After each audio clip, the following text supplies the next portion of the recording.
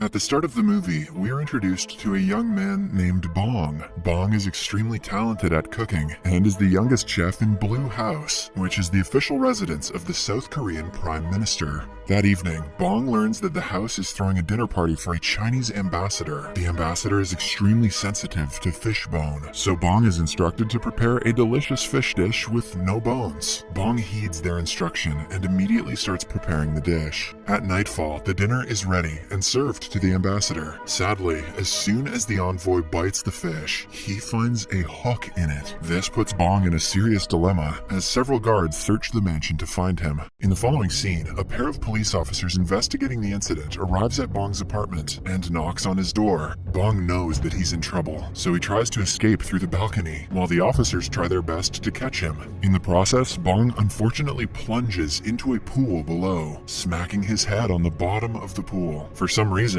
he keeps falling as a woman swims towards him and plants a kiss on his lips. When Bong wakes up, he finds himself on a strange bed in an even stranger room. Bong feels something is wrong and immediately rushes to a nearby mirror. His reflection surprises him as Bong discovers that he has become a woman. He contemplates for a second, but finalizes that he must be dreaming due to the fall. Bong creeps out of the room to figure out what's going on, but finds dozens of women outside who bow and refer to her as Your Highness. Surprised by this, Bong runs outside the building, but suddenly feels cold in her crotch. This is when Bong realizes that she has lost her banana.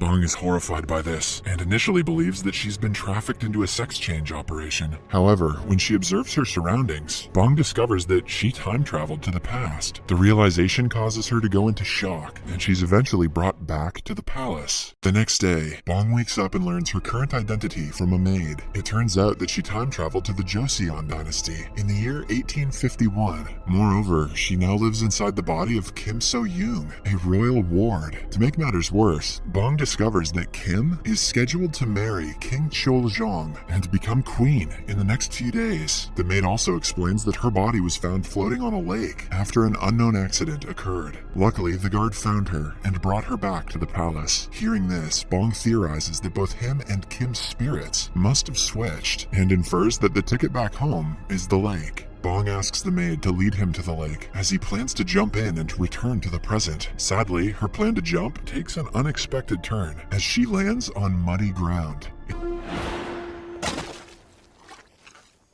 It turns out that the Grand Queen ordered the palace servants to drain the lake overnight to prevent anyone from falling into the water again. Bong is disheartened by the news, but still reckons that water is the answer. So she desperately tries to submerge herself in any water source she can find. She even goes as far as inserting her head in a pail of water that is used to clean the floors. However, all her efforts prove in vain.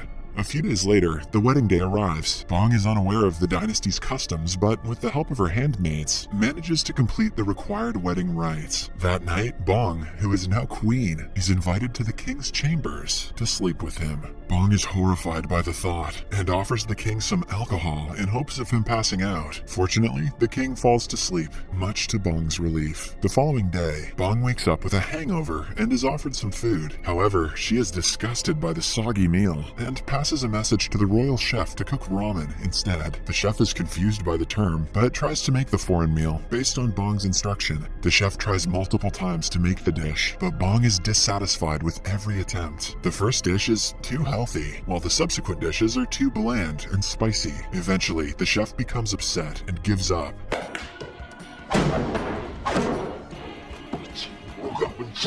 Asking Bong to cook it herself. Bong, who still remembers her culinary techniques, decides to prepare the dish herself, which is pretty sweet because she could have had that cook killed for that lip. Bong enters the royal kitchen and immediately picks up a knife. Her maid is worried because the queen has never attempted to cook since her childhood. Hence, the maid, alongside the other servants, expect her to make a mess of the kitchen. However, Bong starts cutting the vegetables with great speed and precision, much to the servants' surprise. She cuts everything perfectly and at the right size, ultimately cooking a perfect dish. Bong takes the ramen back to her chambers and enjoys the meal with her right-hand maid. Back at the kitchen, the chef is envious of Bong's cooking ability qualities and proposes that the food simply looks good but doesn't taste nice. To test his theory, the royal chef tries the leftovers remaining in the pot. However, as soon as he has a bite, he is amazed with how good it is, so much so that he even drops his damn spoon.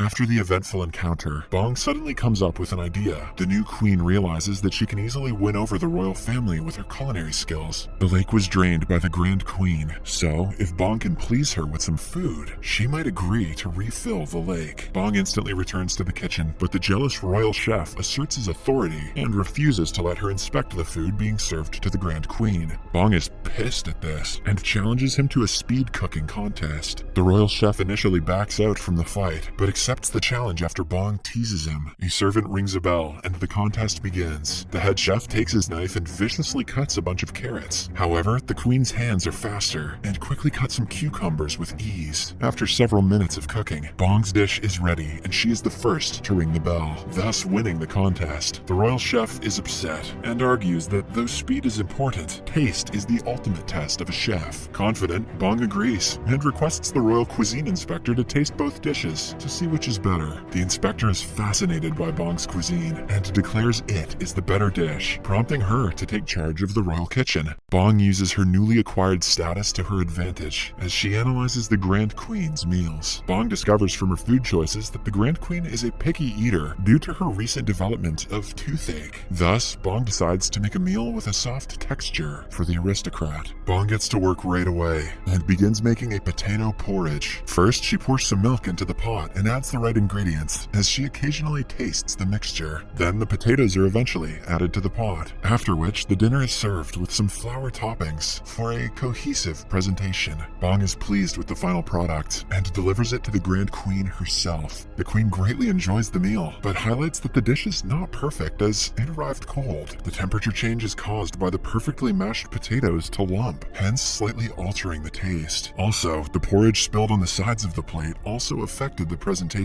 Bong is distraught to hear this and sadly begins her trip back to the palace. While in her carriage, Bong brainstorms on the alternative means of delivering food to the Grand Queen. Shortly after, she comes up with a stellar idea. Bong sews a cloth and has her maid deliver the fabric alongside some instructions to the royal engineers. With Bong's direction, the engineers construct a special food delivery carriage that is properly insulated at all sides by the cloth. Meanwhile, Bong prepares an array of tasty meals and has the servants deliver them using the newly designed cabinet. The Grand Queen receives the meal hot and enjoys it, leaving no leftovers. Eventually, the engineers return to Bong and deliver the good news as the invention is proven to be a success. A few days later, the king organizes a huge banquet and invites delegates from all over the country. Unfortunately, the cooks get sick on the banquet day, and the royal kitchen is short-staffed. Bong notices this and decides to help out. She disguises herself as a man to sneak out from the banquet and enters the kitchen.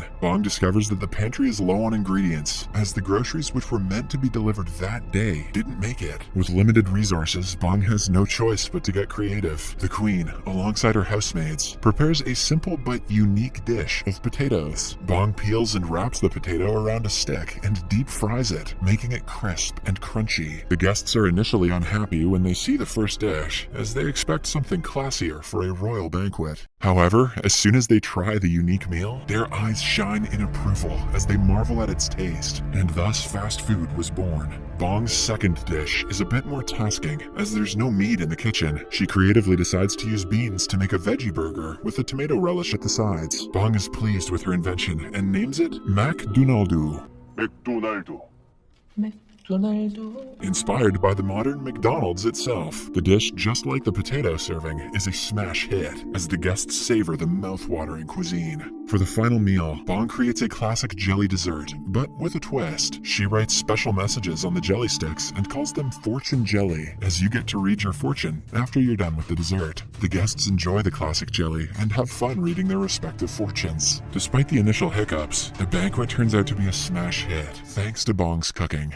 The Grand Queen, who also attended the banquet, is impressed by Bong's skills and finally asks her to make a request. Without any hesitation, Bong asks her to refill the lake. The Grand Queen grants her request and commands the servants to start working on the job. Sadly, as it is the 19th century, there are no advanced machines to aid this task. Hence, the servants can only transport water manually with wooden buckets. The process is unbelievably slow as the servants make a long trip from the town's well to the lake. Bong is annoyed by this and swiftly comes up with a new method. She asks each servant to stay at one spot and simply pass the bucket from one person to the other. The people are pleased with the system as it makes the job easier and faster. They all continue the task and work on it patiently, while Bong oversees the lengthy process. Several days pass, but the lake is yet to fill. Bong soon gets tired of waiting and becomes desperate. Luckily, a heavy downfall begins, which slowly but gradually waters the lake. Bong is overjoyed by the weather change and dances ecstatically under the rain. A few hours later, the lake is filled, and Bong heads to the shores and signs her name on a cornerstone, after which she jumps into the lake and sinks underwater, just like she did at the start of the movie. When Bong wakes up, he is astonished to find himself in a hospital and sees an officer sleeping a few meters away from his bed. He quietly tries to slip out, but the officer wakes up and a swift chase ensues. Bong manages to get away from him, but two more officers show up and corner him. Desperate, Bong jumps down from a high platform, escaping the men as he races down the street. He immediately heads to a public library and searches for a history book. There, he finds a publication about the Joseon dynasty and smiles, knowing that he has now become a part of history. However, his nostalgic trip down memory lane is swiftly interrupted when the chasing officers arrive at the library. Bong tries to escape once again, but the officers explain that they aren't there to arrest him. It turns out that the present has been changed due to his time travel to the Joseon era. Now he is not being chased by the police. Instead, they are there to protect him, as Bong is now a whistleblower and exposed a high-ranking official for corruption.